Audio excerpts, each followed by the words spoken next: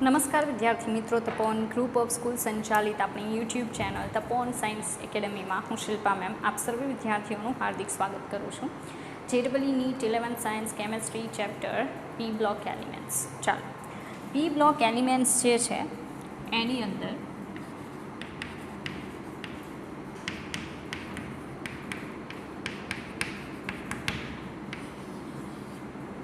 ચાલો પી વિભાગના તત્વોની અંદર યાદ હોય તો આપણે કાર્બાઇડ સંયોજનો જોતા હતા. રેડી?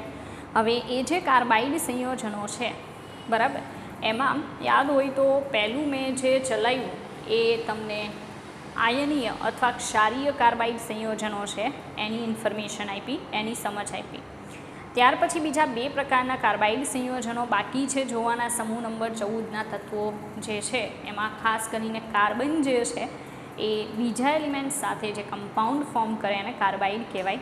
એમાં ખાસ કરીને એસ બ્લોક એલિમેન્ટ્સ છે એ જ્યારે કાર્બન સાથે જોડાશે ત્યારે આયનીય કાર્બાઇડ બનાવશે. સમૂહ નંબર 13ના જે તત્વો છે એ કાર્બન સાથે જોડાશે તો આયનીય મતલબ ક્ષારીય કાર્બાઇડ સંયોજનો બનાવે છે.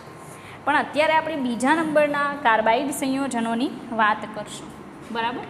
તો સેકન્ડ નંબરનું આવશે સહસંયોજક और बृहद आणवीय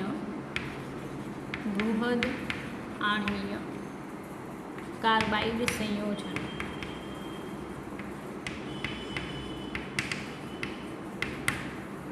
बराबर. હવે બૃહદ આણવીય કાર્બાઇડ સંયોજનોનો મતલબ થશે પોલિમેરિક ટાઈપના, મતલબ 3 ડાયમેન્શનમાં માનો કે જાળીદાર રચના ધરાવતા હોય એ ટાઈપના કાર્બાઇડ સંયોજનો. તો એમાં ખાસ ધ્યાન આપજો કે આ ટાઈપના કાર્બાઇડ સંયોજનો કોણ બનાવી શકે? તો કાર્બન સાથે સમાન પ્રકારની વિદ્યુત ઋણતા ધરાવતા તત્વો આવા કાર્બાઇડ સંયોજનો રચે છે. આવા કાર્બાઇડ સંયોજનો રચે છે, બરાબર.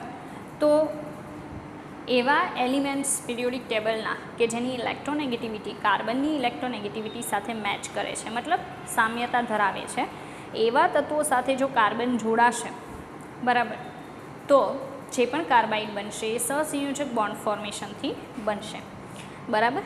જેમ કે એક્ઝામ્પલ તરીકે B4C અને SiC, barium carbide, silicon carbide. તો આ જે કમ્પાઉન્ડ તમે જુઓ છો, બરાબર, કાર્બાઇડ સંયોજનો.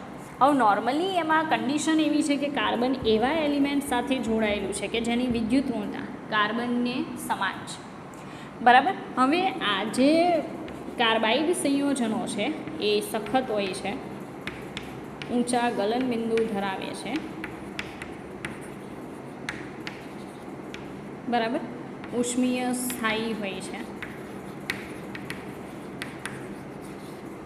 પોલિમેરિક પ્રકારના હોય છે, બરાબર. આ ટાઈપના કમ્પાઉન્ડ જે છે એ કમ્પાઉન્ડ નોર્મલી ફોર્મ થાય છે, બરાબર. તો ફરી પાછું સહસંયોજક અથવા બૃહદ આણવીય કાર્બાઇડ સંયોજનો છે એ એવા એલિમેન્ટ્સ બનાવશે કે જેની વિદ્યુત ઋણતા કાર્બનની વિદ્યુત ઋણતાને નજીકની પ્રાઇસ બતાવતી હોય. આપણી પાસે બહુ સારા એક્ઝામ્પલ છે B4C અને SiC, જે સખત ઊંચા ગલનબિંદુ ધરાવે છે, ઉષ્મીય રીતે સ્થાયી છે, પોલિમેરિક કમ્પાઉન્ડ છે, બરાબર. આ ટાઈપના કાર્બાઇડ સંયોજનો હોય છે. ચાલો, ત્યાર પછી ત્રીજા નંબરના જે કાર્બાઇડ સંયોજનો છે એને કહેવાય આંતરાલીય કાર્બાઇડ સંયોજનો. આંતરાલીય કાર્બાઇડ સંયોજનો જે છે, બરાબર, એનો મતલબ શું થશે અને એ કયા ટાઈપના એલિમેન્ટ્સ ફોર્મ કરી શકે એ આપણે જોવાનું છે. આંતરાલીય શબ્દ છે એ તમે 12 સાયન્સના દ્રાવણવાળા લેશનમાં ભણી ગયા છો, આંતરાલીય ઘન દ્રાવણ એવું. તો આંતરાલીય શબ્દ હવે તમને ખ્યાલ છે કે ખાસ કરીને મેટલ્સ, બરાબર. હવે મેટલ્સમાં કઈ તો ટિટેનિયમ છે, ટેન્ટેલમ છે, ઝિર્કોનિયમ છે, હાફનિયમ, વેનેડિયમ, મોલિબ્ડેનમ, બરાબર. તો આવી બધી જે મેટલ છે તમે જોઈ શકો કયા વિભાગની છે, તો 2 વિભાગની, ડી એન્ડ એફ બ્લોક, બરાબર. ડી અને એફ વિભાગની જે મેટલ્સ છે એ મેટલની ધાતુઓની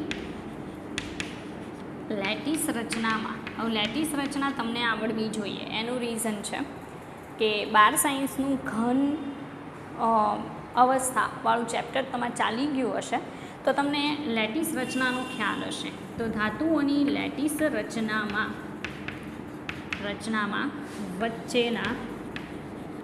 વચ્ચેના આંતરાલીય સ્થાનોનો મતલબ એમ થાય કે મેટલના જે પરમાણુઓ છે એની એકદમ સરસ ગોઠવણીમાં વચ્ચે જ્યાં સ્પેસ પડતી હોય, જગ્યા ખાલી પડતી હોય, જેને આંતરાલીય સ્થાનો કહેવાય, એ આંતરાલીય સ્થાનોમાં કાર્બન ગોઠવાય છે.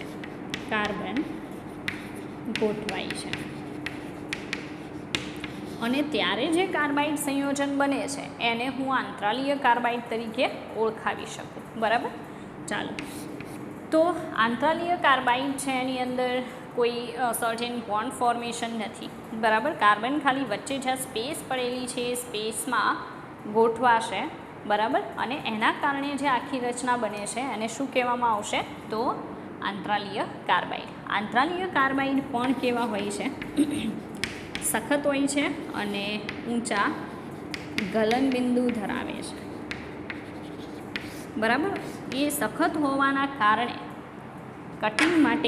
સખત વસ્તુના કટિંગ માટેના સાધનો બનાવવા માટે વપરાય છે.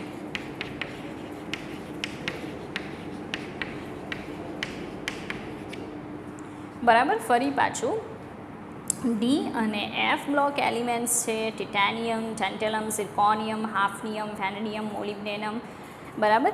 એ બધી ધાતુઓના જે સ્ફટિક લેટિસ રચના છે એમાં આંતરાલીય સ્થાનોમાં કાર્બન ગોઠવાય એટલે આવા આંતરાલીય કાર્બાઇડ્સ બનશે જે સખત અને ઊંચા ગલનબિંદુવાળા હોય છે, એટલે કટિંગ માટેના સાધનો બનાવવા વપરાય છે. એમાં ખાસ કરીને વેનેડિયમ અને ટેન્ટેલમ જે છે એના કાર્બાઇડ છે એ વધારે સખત હોય છે એટલે એનો કટિંગ માટેના સાધનોમાં વધારે યુઝ થાય છે.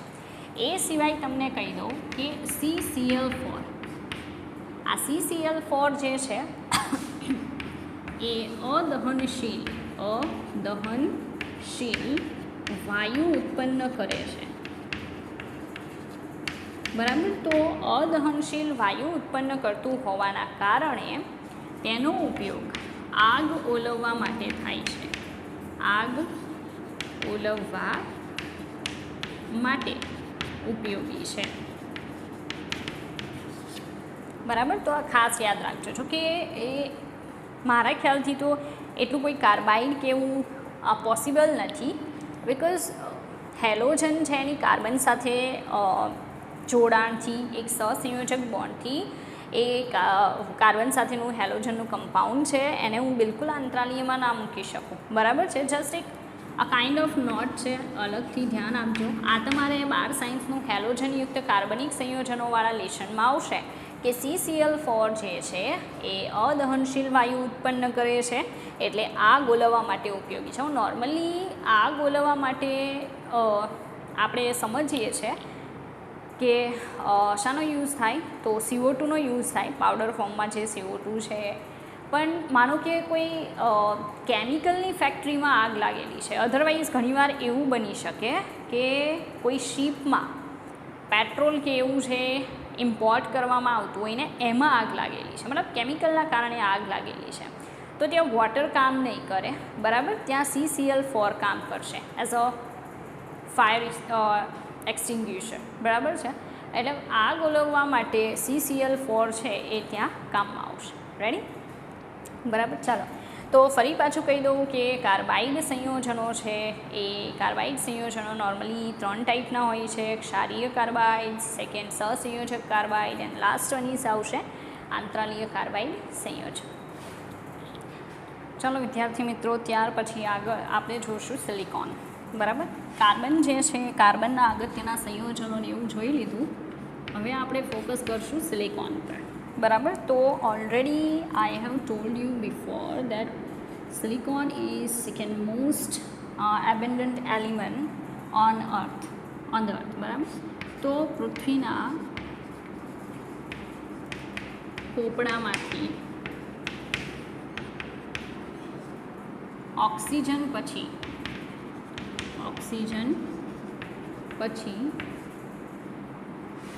સૌથી વધારે પ્રચુરતા ધરાવતું તત્વ સિલિકોન છે. મેં એમ પણ અગાઉ તમને લોકોને એક્સપ્લેન કરેલું છે કે પૃથ્વીના પોપડાની વાત કરું તો સૌથી વધારે અગર કોઈ એલિમેન્ટ મળે છે તો એ ઓક્સિજન છે. બરાબર. લાઈક કંઈક 45.5% સમથિંગ. બરાબર. અને બીજા નંબર ઉપર સિલિકોન આવશે. સિલિકોન જે છે બરાબર એ કંઈક એના પર્સન્ટેજ પ્રોપર યાદ નથી, પણ નોર્મલી સેકન્ડ નંબરનું એલિમેન્ટ છે. બરાબર. હાફ મેટલ કહી શકો, સેમી મેટલ કહી શકો. થર્ડ રેન્ક ઉપર સૌથી વધારે એલ્યુમિનિયમ મળશે, જે 8.3% સમથિંગ મળે છે. ઓકે. તો સિલિકોન છે એ કંઈક આ રીતે જોવા મળશે. હવે પૃથ્વીના પોપડામાં સિલિકોન છે ફ્રી સ્ટેટમાં પોસિબલ નથી. સ્ટેટમાં ગુજરાતીમાં મુક્ત અવસ્થામાં મળે નહીં. મુક્ત અવસ્થા મતલબમાં કે લાઈક સમજી લો કે ગોલ્ડ છે. બરાબર. પછી પ્લેટિનમ છે, સિલ્વર છે, એ બધા જમીનમાંથી આપણને મૂળ સ્વરૂપે મળી શકે, કોઈની સાથે કમ્બાઈન ફોર્મમાં નહીં મળે. બરાબર. લાઈક કોપર પણ એક એવી મેટલ છે જે તમે પૃથ્વીના પોપડામાંથી ફ્રી સ્ટેટમાં મેળવી શકો. પણ જો હું વાત કરતી હોય સિલિકોનની, તો સિલિકોન બિલકુલ આપણને ફ્રી સ્ટેટમાં નહીં મળે. એનું રીઝન છે કે સિલિકોન છે એ બહુ સક્રિય મેટલ છે, હાફ મેટલ છે. બરાબર. એટલે as compare to gold, silver, platinum and copper. Okay. એટલા માટે આપણને મુક્ત અવસ્થામાં સિલિકોન મૂળ સ્વરૂપે મળી શકે નહીં, મુક્ત ફ્રી સ્ટેટમાં મળી શકે નહીં. હવે જો એ આપણને ફ્રી સ્ટેટમાં નહીં મળે તો કયા સ્ટેટમાં મળી શકે? તો ખાસ યાદ રાખજો, સિલિકોન છે પૃથ્વીના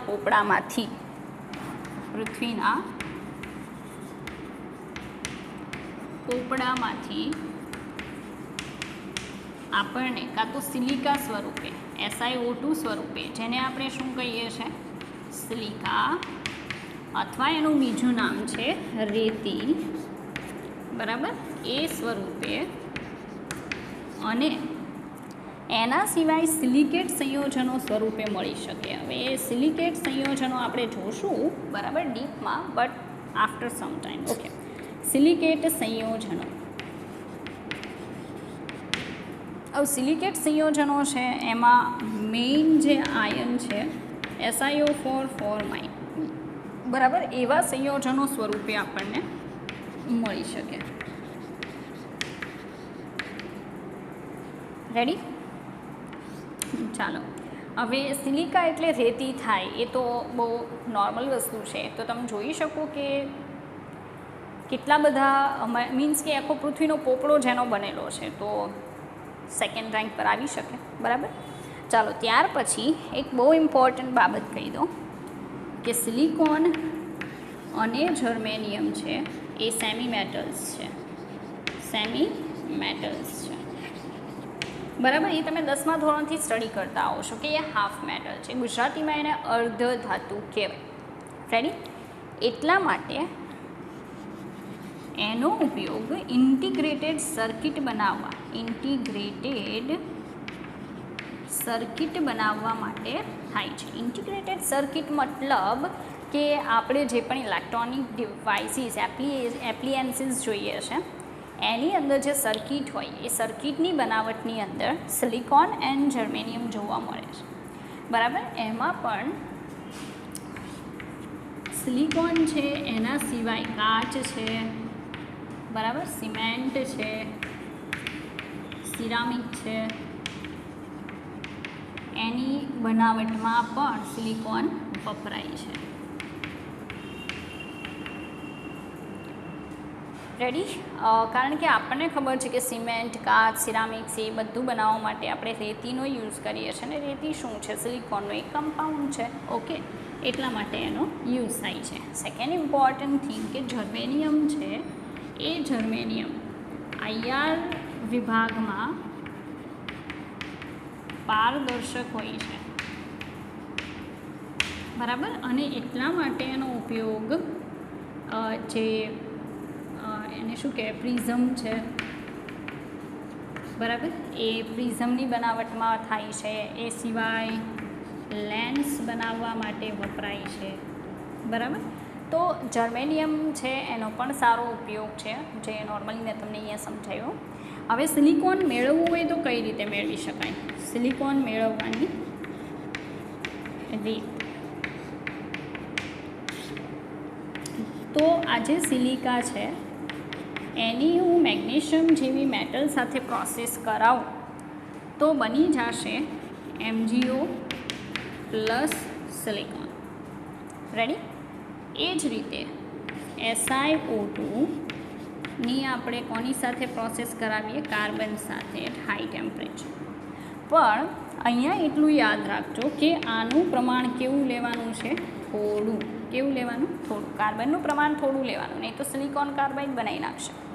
તો SiO2ની કાર્બન સાથે એટલે કે કોક સાથે, બરાબર, ઊંચા તાપમાને પ્રક્રિયાથી સિલિકોન અલગ થઈ જશે અને શું બનશે? કાર્બન મોનોક્સાઇડ ગેસ, બરાબર. તો મતલબ સિલિકોન તમે આ રીતે મેળવી શકો. સંતુલન કરાવીએ આપણે. ઓક્સિજન 2 છે, અહીંયા કેટલા કરવા પડશે? 2. તો અહીં 2 આવશે. એ જ રીતે સિલિકોન 1, અહીંયા પણ 1, અહીંયા ઓક્સિજન 2 છે તો અહીંયા 2, કાર્બનની આગળ 2. તો કંઈક આ રીતે તમે ઓક્સિજન મેળવી શકો છો, સિલિકોન મેળવી શકો છો.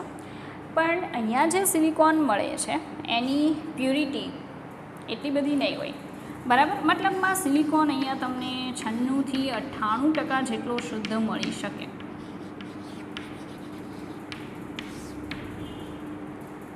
રેડી? બાકી તો બીજી મેથડ છે, લાઈક H2 વડે રિડક્શન કરાવો કોનું? તો જે SiCl4 છે એનું કરાવી શકાય, પછી SiHCl3નું કરાવી શકાય. એ સિવાય તમે અન્ય કેટલીક બીજી મેથડો છે કે જેનો યુઝ કરી અને સિલિકોન જે છે એને હજી પણ પ્યોર ફોર્મમાં મેળવી શકો, બરાબર. ચાલો, તો ફરી પાછું થોડીક ઇન્ફોર્મેશન જોઈએ કે પૃથ્વીના પોપડામાંથી ઓક્સિજન સૌથી વધારે પ્રચુરતા, સેકન્ડ નંબરની, ઓક્સિજન પછી સૌથી વધારે પ્રચુરતા ધરાવતું કમ્પાઉન્ડ છે. ફ્રી સ્ટેટમાં પોસિબલ નથી because it's bit high reactive element. પૃથ્વીના પોપડામાંથી SiO2 ઓર SiO4-4 કમ્પાઉન્ડ્સ ફોર્મમાં મળી શકે. સિલિકોન, જર્મેનિયમ સેમી મેટલ્સ છે, ઇન્ટિગ્રેટેડ સર્કિટ્સમાં વપરાય છે. સિલિકોન કાચ, સિમેન્ટ, સિરામિક્સ બનાવવા વપરાય છે. જર્મેનિયમ છે ઇન્ફ્રારેડ વિભાગમાં પારદર્શક છે, એટલે એક બીજો ઉપયોગ છે IR વિન્ડોઝ બનાવવા. વિન્ડોઝ એટલે બારીઓ બનાવવા, બરાબર, મતલબ બારીઓના કાચ બનાવવા માટે લેન્સ, પ્રિઝમ એવું બનાવવા યુઝ થાય છે. સિલિકોન કઈ રીતે મળશે? તો સિલિકા જે છે એની મેગ્નેશિયમ કે કાર્બન સાથે પ્રોસેસ કરાવીએ તો આપણને સિલિકોન જે છે મળી શકે. પ્યુરિટી 96 થી 98% હશે. અને હજી પણ તમારે સિલિકોન મેળવવું હોય પ્યોર ફોર્મમાં તો બીજી કેટલીક મેથડ છે કે જેનો યુઝ કરીને તમે ત્યાં સુધી પહોંચી શકો. રેડી?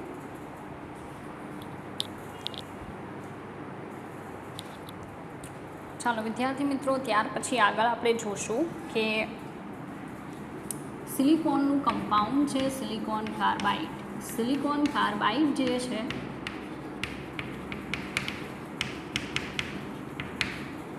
બરાબર, એનું નામ છે કાર્બોરેન્ડમ.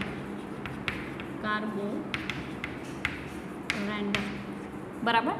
હવે કાર્બોરેન્ડમ જે છે સિલિકોન કાર્બાઇડ એ ખાસ કરીને તમે એવું સાંભળ્યું હશે અપઘર્ષક તરીકે વપરાય છે. અપઘર્ષક તરીકે. હવે કઈ રીતે? તો નોર્મલી આપણે છરી ઘસવાવાળો આવે, છરીની ધાર ખરાબ થઈ ગઈ હોય, પ્રોપર વર્ક ન કરતી હોય, ત્યારે નોર્મલી જે પણ વ્યક્તિ છે એ કાર્બોરેન્ડમ, એમરીનો પથ્થર એવું તમે સાંભળ્યું હશે, એના ઉપર છરી છે અને ઘસે તો એની ધાર છે એ પાછી પ્રોપર થઈ જશે. ઓકે, તો એ જે પદાર્થ યુઝ કરે છે, મીન્સ કે પથ્થર યુઝ કરે છે, એક પ્રકારનો અપઘર્ષક છે. તો એવા અપઘર્ષક તરીકે નોર્મલી કાર્બોરેન્ડમ જે છે એનો યુઝ થઈ શકે. પછી આપણે જોઈએ કે કાર્બોરેન્ડમ બનશે કઈ રીતે. તો આપણે હમણાં જોઈ ગયા વિદ્યુત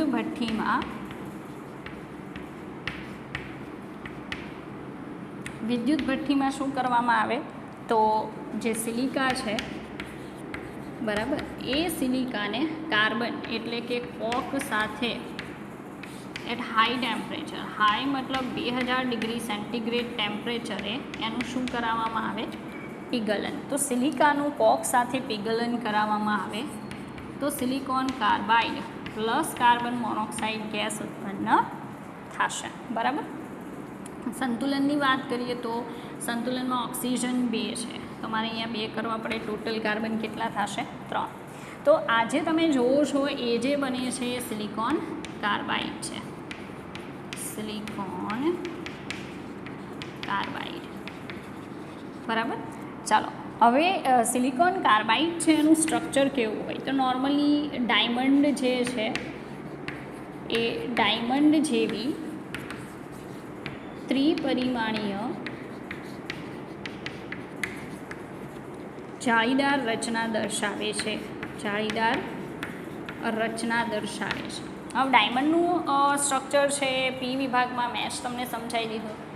એક કાર્બન બીજા 4 કાર્બન સાથે સમચતુષ્ફલકીય રીતે જોડાયેલો હોય છે. પણ અહીંયા કન્ડિશન કેવી હશે કે અહીંયા તો 2 વસ્તુ છે, like 2 types of elements are present in silicon carbide. One is silicon, second one is carbon. Okay, તો આપણે શું કહેશું કે અહીંયા જો ડાયમંડ જેવી રચના હોય તો એક સિલિકોનની આસપાસ 4 શું હશે, કાર્બન હશે.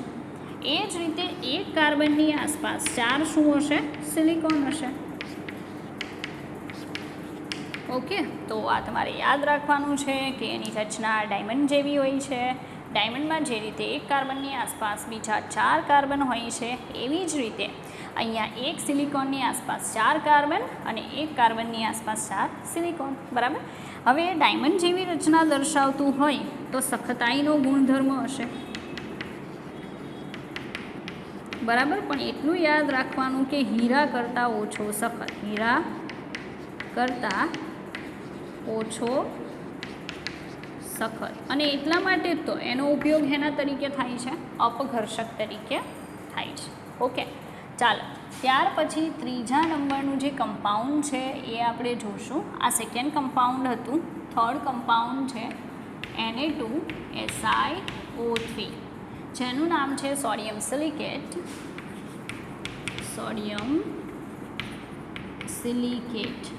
ઓકે, ઓર સેકન્ડ નેમ છે વોટર ગ્લાસ. બરાબર, વોટર ગ્લાસ છે. હવે એ હકીકતમાં શું છે, તો વધારે પ્રમાણમાં સિલિકેટ ધરાવતું,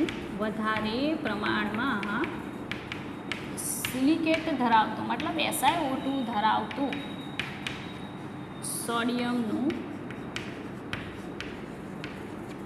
સોડિયમ મેટાસિલિકેટ છે.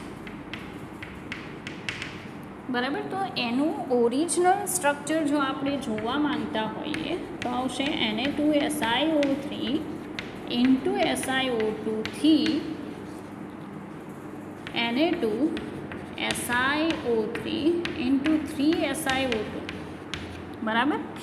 મતલબમાં પાછળ જે સિલિકા જોડાયેલ છે SiO2 એ 1 હોઈ શકે, ઓર 2 હોઈ શકે, ઓર 3 હોઈ શકે. બરાબર. એને શું કહેવાય, સોડિયમ સિલિકેટ. એનું બીજું નામ છે વોટર ગ્લાસ. અને વધારે પ્રમાણમાં સિલિકા જે છે એ ધરાવતું સોડિયમ મેટાસિલિકેટ છે. બરાબર. હવે એની બનાવટ જોશું, એની કેરેક્ટરિસ્ટિક એન્ડ યુઝેજ જોઈએ. બરાબર. તો વોટર ગ્લાસ બનાવવા માટે આપણે લેવું પડશે સોડા એશ. સોડા એશ એટલે Na2CO3. બરાબર. જેને શુદ્ધ સિલિકા સાથે ઊંચા તાપમાને પીગલન કરાવવાનું છે. એવું કરાવવાથી એમાંથી જે બનશે, બરાબર છે, એ Na2SiO3 સોડિયમ સિલિકેટ બનશે પ્લસ કયો વાયુ ઉત્પન્ન થાય CO2 ગેસ. બરાબર. આવું સંતુલન કરાવીએ તો અહીંયા 2 છે સોડિયમ, અહીંયા પણ 2 છે, સિલિકોન 1, અહીંયા પણ 1, 3 ને 2 5 ઓક્સિજન, 3 ને 2 5 ઓક્સિજન, 1 કાર્બન. બરાબર. સંતુલિત છે, જરૂર નથી. હવે શું કહી શકાય કે પરિણામી પદાર્થ પાણી સાથે છૂટો પડે છે.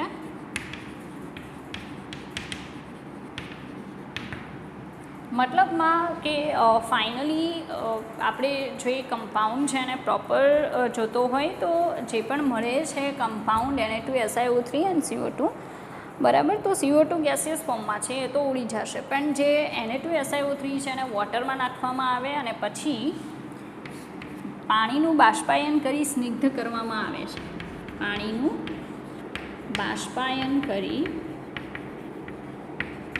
તેને સ્નિગ્ધ બનાવાય છે.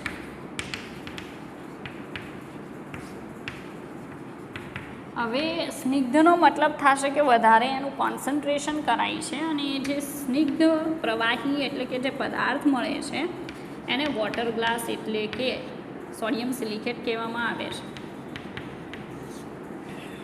બરાબર. હવે એવું પૂછાઈ શકે કે વોટર ગ્લાસ છે અને પાણીમાં નાખો તો જે દ્રાવણ બને એની પ્રકૃતિ કેવી હશે? આવું ઘણામાં પૂછાઈ શકે. કોઈ કમ્પાઉન્ડ છે અને વોટરમાં નાખ્યા પછી જે પણ સોલ્યુશન બને છે એસિડિક હોઈ શકે, ન્યુટ્રલ હોઈ શકે, ઉભયગુણી હોઈ શકે ઓર તટસ્થ હોઈ શકે. આવું પૂછાઈ શકે. રેડી? તો જો વોટર ગ્લાસ છે Na2SiO3 એને આપણે નાખી દઈએ પાણીમાં, બરાબર, તો એમાંથી જે બનશે એ એક બનશે NaOH અને બીજા નંબરનું બનશે H2SiO3. બરાબર. H2SiO3 a kind of acidic compound but નિર્બળ એસિડ છે, નિર્બળ એસિડ. જ્યારે NaOH શું છે? પ્રબળ બેઝ છે. તો સીધી વાત છે ને કે આપણે જો સોડિયમ સિલિકેટ છે વોટર ગ્લાસ એને પાણીમાં નાખીને સોલ્યુશન બનાવીએ તો પ્રબળ બેઝ હોવાથી દ્રાવણની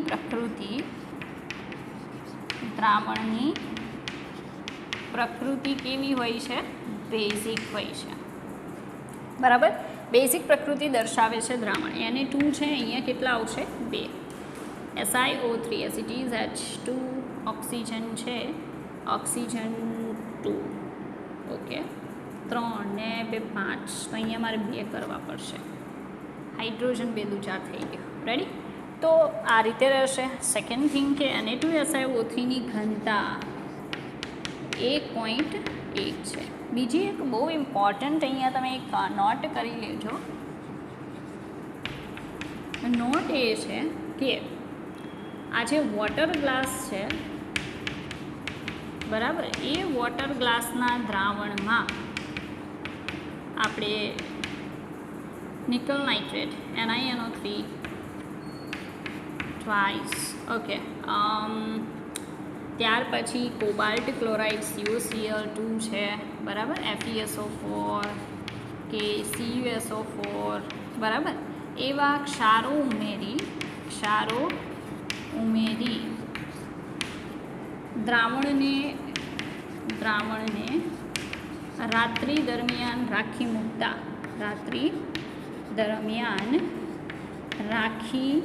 મૂકતા એ દ્રાવણની અંદર આ જે બધા આયનો છે, બરાબર, એ આયનોના કારણે રંગીન રસાયણો બને છે જે દ્રાવણમાં નાના છોડ સ્વરૂપે જોવા મળે છે. છોડ સ્વરૂપે જોવા મળે છે એટલે એને કહેવામાં આવે છે રાસાયણિક ગાર્ડન. બરાબર. એને રાસાયણિક ગાર્ડન તરીકે ઓળખવામાં આવે છે, અથવા એનું બીજું પણ એક નામ છે જે આપણે જોઈએ.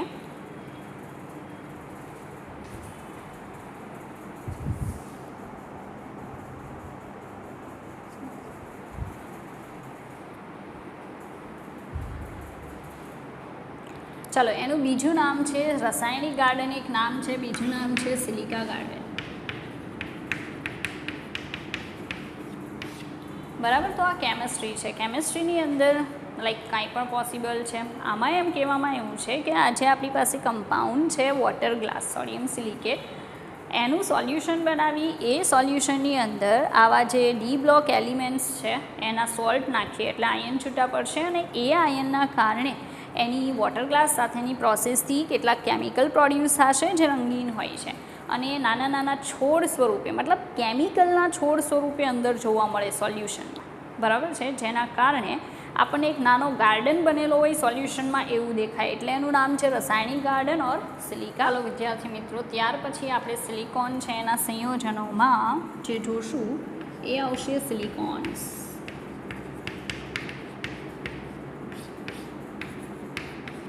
બરાબર. ચાલો સિલિકોન્સ જે છે એમાં R2SiO આ જે એકમ છે ને, બરાબર, એ એકમ પુનરાવર્તિત થશે. R2SiO એકમ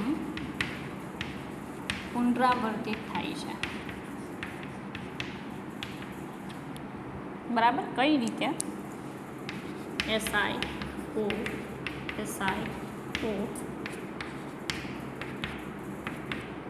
R and R. બરાબર. તો તમે સમજી શકો આ જે આટલું યુનિટ છે ને એ યુનિટ મેં અહીંયા ઉપર બતાવેલો છે. R2SiO એકમ પુનરાવર્તિત થાય છે અને પોલિમેરિક સિલિકોન્સ કમ્પાઉન્ડ બને છે. પોલિમેરિક સિલિકોન્સ और सिलैन संयोजन बने છે. રેડી. નોર્મલી એનું જે પ્રમાણ સૂચક સૂત્ર છે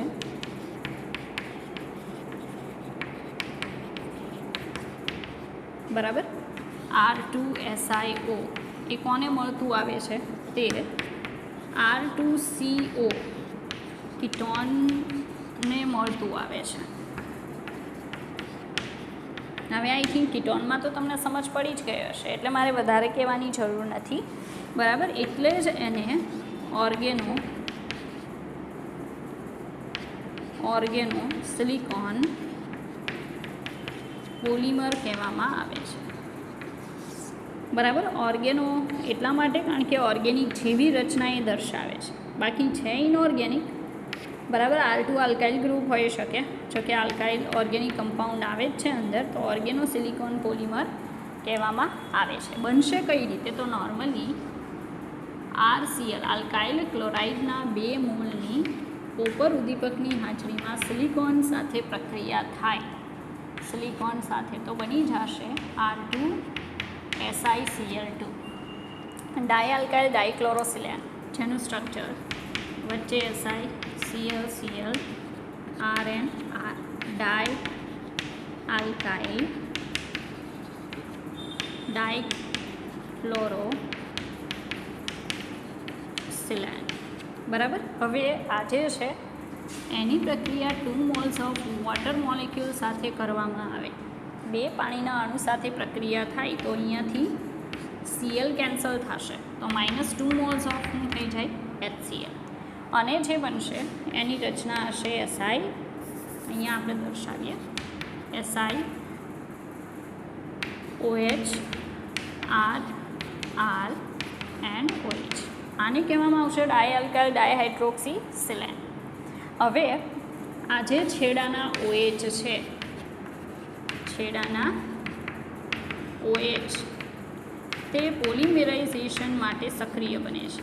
પોલિમરાઇઝેશન માટે સક્રિય બને છે.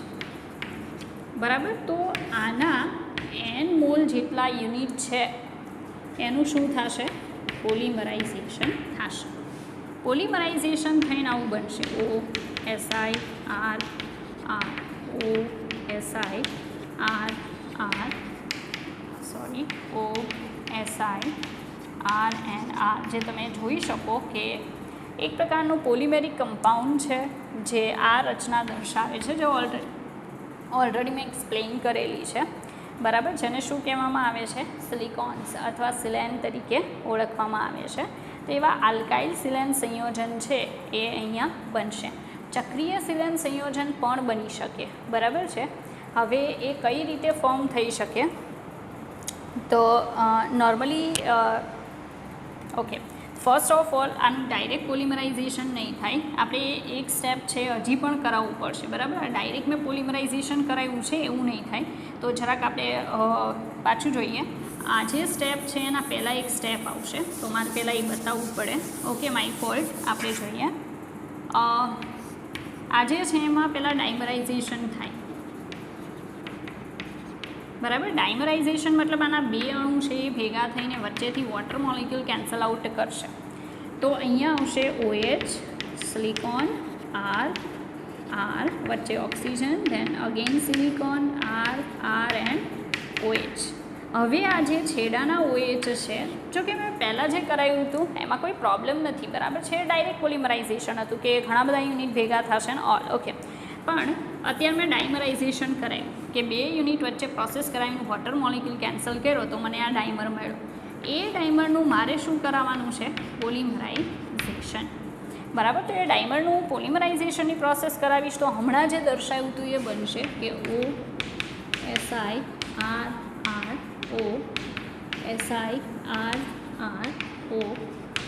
SIRRO. ઓકે, તો આ જે છે સિલેન સંયોજન, બરાબર, એ સિલેન સંયોજન મને અહીંયા મળી શકે. હવે એ તો મેં ઘણા બધા યુનિટ વચ્ચે પ્રોસેસ કરાવી એટલા માટે પોલિમરાઇઝેશનથી મને આ ટાઈપનું સિલેન સંયોજન મળે છે. પણ માનો કે હું ખાલી 3 યુનિટ લઉં અને 3 યુનિટ વચ્ચે પ્રોસેસ કરાવીને ચક્રીય સિલેન બનાવું, તો SIRRO,